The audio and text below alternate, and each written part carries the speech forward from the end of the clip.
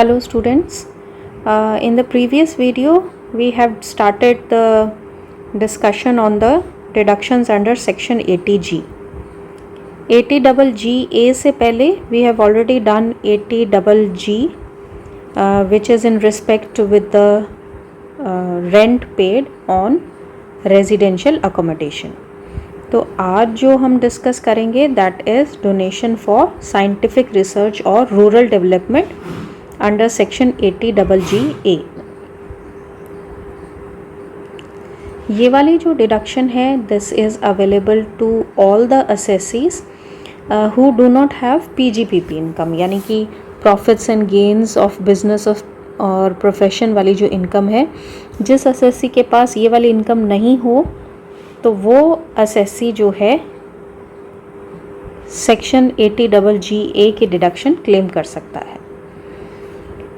Claim जो है in following respects में हमको मिल सकती है कि अगर असेसी ने कोई पेमेंट की है किसको, अप्रूव्ड रिसर्च एसोसिएशन को, किसी यूनिवर्सिटी को, कॉलेज को, जो कि साइंटिफिक और सोशल या स्टैटिस्टिकल रिसर्च या रूरल डेवलपमेंट जो कि स्पेसिफाई किया है सेक्शन 35CC में, उसके लिए वो यूज़ करेंगे. राइट.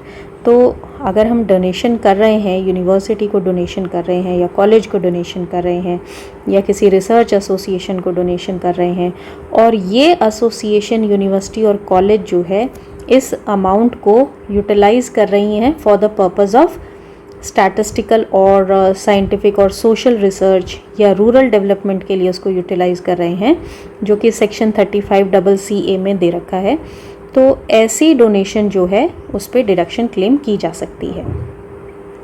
दूसरा जो है, अगर किसी भी तरह का डोनेशन किया जा रहा है ऐसे फंड में जो कि नोटिफाइड रूरल डेवलपमेंट फंड है या national urban poverty eradication fund है, तो इसमें भी जो हम डोनेशन कर रहे हैं, कंट्रीब्यूशन कर रहे हैं, उसकी 100% डिडक्शन क्लेम कर सकते हैं. इसी तरह से public sector company, local authority, association, institution approved by national committee for carrying out any eligible project और scheme which is specified under section 35AC, तो इनको भी अगर कोई डोनेशन हमने की है तो उसकी भी डिडक्शन मिलेगी. Then last is the national urban poverty eradication fund. तो यही वाला जो फंड है इसमें भी जो डोनेशन की जा रही है तो उस डोनेशन की जो है 100% डिडक्शन मिलती है. यानी कि इसमें ऐसा कुछ नहीं है कि हमको ग्रॉस टोटल इनकम का पहले एडजस्टेड GTI निकालना पड़ेगा या फिर उसकी क्वालिफाइंग लिमिट निकालनी पड़ेगी. तो that we don't have to do. जितना भी अमाउंट कंट्रीब्यूट कर रहे हैं, डोनेट कर रहे हैं, वो सारी की सारी अमाउंट जो है अलाउड है डिडक्शन की फॉर्म में. The only thing is that the donation और the contribution must be paid by any other method other than the cash. यानी कैश से पेमेंट नहीं होनी चाहिए. अगर कैश से पेमेंट किया है तो डिडक्शन केवल 10,000 तक की मिलेगी, इससे ज़्यादा की नहीं मिलेगी. Deduction allowed to the assessee shall not be denied even if the approval granted to such institutions is withdrawn.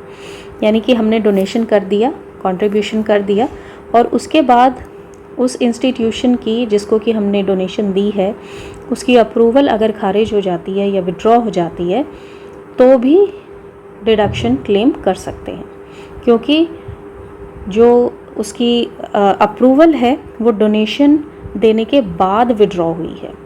अगर डोनेशन देने से पहले विड्रॉ हो जाएगी तो किसी भी तरह की डिडक्शन नहीं मिलेगी.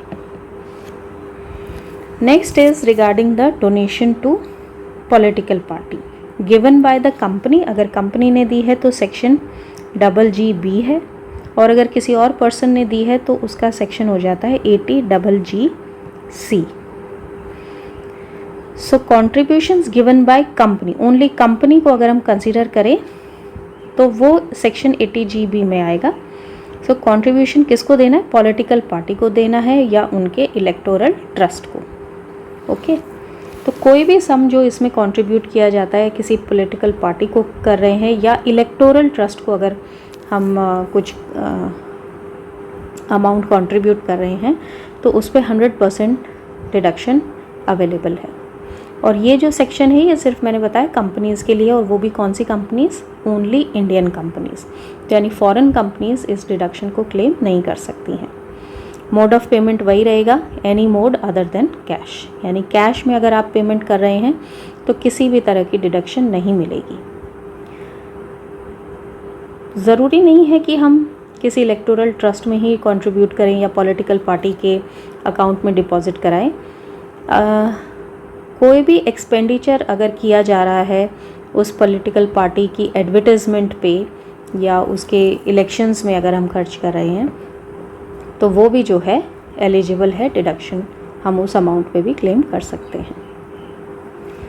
GGC जो है ये है contributions given by any person, यानी कि यहाँ पे पर्सन्स आ गए कंपनीज़ की जगह। तो सेक्शन 80 GGC के अंडर इसकी डिडक्शन क्लेम की जा सकती है।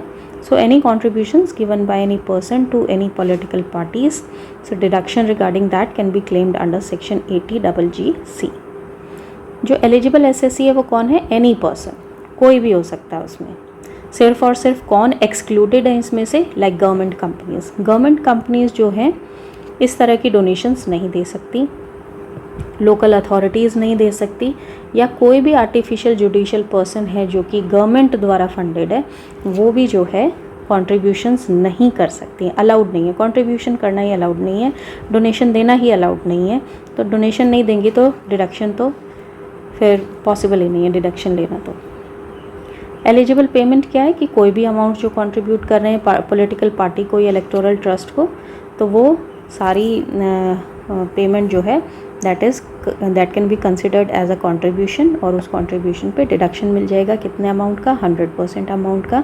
और जो पेमेंट है that must be again made by any mode other than cash, यानी कैश पेमेंट नहीं होनी चाहिए। Next section is 80 TTA। This is regarding interest on deposits in savings account. तो हम लोग जो है कौन स्पेशली इंडिविजुअल और HUF जो है सेविंग्स अकाउंट ओपन करवाते हैं। जो फर्म्स हैं, कंपनीज़ हैं, तो they generally open current account, वो करंट अकाउंट ओपन करते हैं। तो इंडिविजुअल और HUF सेविंग्स अकाउंट ओपन कर रहे हैं। और सेविंग्स अकाउंट भी जो है दो तरह के हो सकते हैं इसमें। एक तो होता है फिक्स्ड डिपॉजिट्स होते हैं, इसको हम टर्म डिपॉजिट भी बोलते हैं,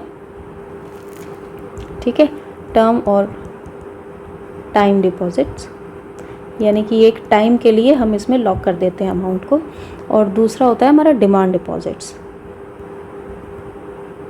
डिमांड डिपॉजिट्स होते हैं कि हम अपने पैसे कभी भी जब भी डिमांड करेंगे तो bank has to oblige, bank हमें पैसा दे देगा। टाइम डिपॉजिट्स होते हैं जिसमें कि एक पर्टिकुलर टाइम के लिए हमने बैंक को मनी दे दिया है और उसके बदले में फिर जब वो टाइम कंप्लीट हो जाता है तो हमें हमारा प्रिंसिपल अमाउंट भी मिलता है और उस पर कुछ इंटरेस्ट इनकम भी अर्न की जाती है। जो डिपॉजिट्स हैं, डिमांड डिपॉजिट्स हैं, इसमें क्वार्टरली जो है बैंक जो है इंटरेस्ट पे करता है। तो ये जो डिडक्शन है of interest on deposits in savings account, ये डिमांड डिपॉजिट्स के बारे में बात हो रही है यहाँ पे। तो इंडिविजुअल और HUF को जिनकी GTI जो है इंटरेस्ट इंक्लूड करती है, यानी ग्रॉस टोटल इनकम में कुछ इंटरेस्ट इनकम है। कौन सा इंटरेस्ट है, which is with regard to deposits in savings account. तो कोई भी सेविंग अकाउंट अगर किसी बैंक में, कोऑपरेटिव बैंक में या फिक्स पोस्ट ऑफिस में अगर ओपन करवाया हुआ है तो उस पर बैंक जो है कुछ इंटरेस्ट देता है। तो वो इंटरेस्ट की इनकम पे फिर असेसी को टैक्स देना होता है। तो इस टैक्स पे जो है छूट मिल सकती है अंडर सेक्शन 80 TTA। और ये जो डिडक्शन है दैट इज़ अप टू ₹10,000। तो लेट्स सपोज 20,000 की इंटरेस्ट इनकम है तो 10,000 तक की इंटरेस्ट इनकम पे कोई टैक्स नहीं देना। रिमेनिंग इंटरेस्ट इनकम जो है उसकी ग्रॉस टोटल इनकम का पार्ट बनेगी और उस पे जो है असेसी को टैक्स देना पड़ेगा। Interest from deposits in saving account held by firm, association of persons और बॉडी ऑफ इंडिविजुअल्स, तो ये जो है किसी तरह की डिडक्शन नहीं मिलेगी किसको, पार्टनर और या इनके जो मेंबर्स हैं उनको। दैट मीन्स कि अगर मान लीजिए पार्टनरशिप फर्म है, उसका पार्टनर क्लेम करे कि जो इंटरेस्ट इनकम रिसीव हुई है एज एन इंडिविजुअल, वो इस डिडक्शन को क्लेम नहीं कर सकता। वाई? बिकॉज जो सेविंग्स अकाउंट है वो किसके नाम पे ओपन हुआ है, वो पार्टनरशिप फर्म के नाम पे ओपन है, तो वो इनकम भी किसकी है, उस फर्म की इनकम है, उस पार्टनर की इनकम नहीं मानी जाएगी और इसीलिए उसको इस पे डिडक्शन भी नहीं मिलेगी। Deduction under section 80TTA is not available to resident senior citizen because they are eligible for deduction under section 80TB। तो अगर सीनियर सिटीज़न है तो वो 80TTA में ना लेके 80TB में ये डिडक्शन क्लेम कर सकते हैं, क्योंकि इसका अमाउंट जो है यहाँ पर तो 10,000 है, लेकिन 80TB में सीनियर सिटीजन्स के लिए ये अमाउंट, ये कैपिंग जो है ये डिफरेंट है, तो वहाँ उनको ज़्यादा बेनिफिट है। सो दे शुड क्लेम और they should avail the deduction under section 80TB। Section 1015 में भी सेविंग अकाउंट का जो इंटरेस्ट है, जो पोस्ट ऑफिस में के अकाउंट से इंटरेस्ट अर्न करते हैं, तो वो एग्जेम्प्ट है up to this much amount, 3,500, 7,500 in case of senior citizens. तो यहाँ पे भी हम इस डिडक्शन को क्लेम कर सकते हैं। अगर यहाँ पर क्लेम किया है तो फिर इस सेक्शन में क्लेम नहीं होगा। So next is interest on deposit in case of senior citizen. तो सीनियर सिटीजन के लिए सेक्शन चेंज हो गया है, 80TB है, बाकी सारी चीज़ें सेम है। तो ओनली थिंग इज़ कि यहाँ पर क्लेम जो है 50,000 रुपीज़ तक का कर सकते हैं। तो लेट्स सपोज अगर उसकी जो इंटरेस्ट इनकम है थ्रू आउट द ईयर वो 40,000 है, तो उसको किसी भी तरह का टैक्स नहीं पे करना है। लेट्स सपोज उसकी 60,000 है तो 50,000 पे नहीं करना, रिमेनिंग 10,000 पे टैक्स पे करना है। Then last deduction is in case of person with disability under section 80U. Already ये deduction हम 80D वाले सेक्शन में हम ऑलरेडी इसको डिस्कस कर चुके हैं। तो सेम डिडक्शन जो है यहाँ पे 80U में भी अवेलेबल थी, अब ये एग्जिस्ट नहीं करती है। तो लेकिन कोई पहले से अगर इस सेक्शन के अंडर लेता आ रहा है तो पर्टिकुलर असेसमेंट ईयर में he can claim under section 80U also. लेकिन दोनों में से किसी एक सेक्शन में ही मिलेगी डिडक्शन। अगर 80U में क्लेम कर लिया है तो पहले वाले में नहीं मिलेगी, और पहले वाले से क्लेम कर लिया तो इस वाले में नहीं मिलेगी। क्लेम अमाउंट वही है, 75,000 पर person with disability and 1,25,000 if the disability is severe. Severe का मतलब है कि ओवर 80% है। तो जब रिटर्न फाइल की जाती है, रिटर्न ऑन इनकम, तो उस टाइम जो है there is a necessity, it is a legal requirement कि जो असेसी है वो एक मेडिकल सर्टिफिकेट की कॉपी जो है फर्निश करेगा। तो कोई भी रेजिडेंट इंडिविजुअल जो है वो मेडिकल अथॉरिटी से सर्टिफाई करवा के ये जो है डॉक्यूमेंट्स सबमिट कर सकता है। So resident individual who is certified by medical authority to be a person with disability at any time during previous year, तो वो इस डिडक्शन को क्लेम कर सकता है। तो ये जो 75,000 और 1,25,000 है, ये एक फ्लैट रेट से ये डिडक्शन मिलती है, चाहे एक्सपेंसेस उसके कम हुए हों उस ईयर में। 70,000 ही मान लीजिए उसका खर्चा हुआ है, पर फिर भी वो डिडक्शन 75,000 की क्लेम कर सकता है। तो इसमें एक्चुअल एक्सपेंस कितना इनकर किया है वो मैटर नहीं करता।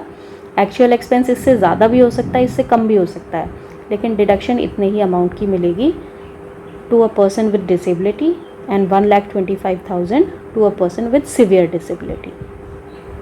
सो that is all with the deductions.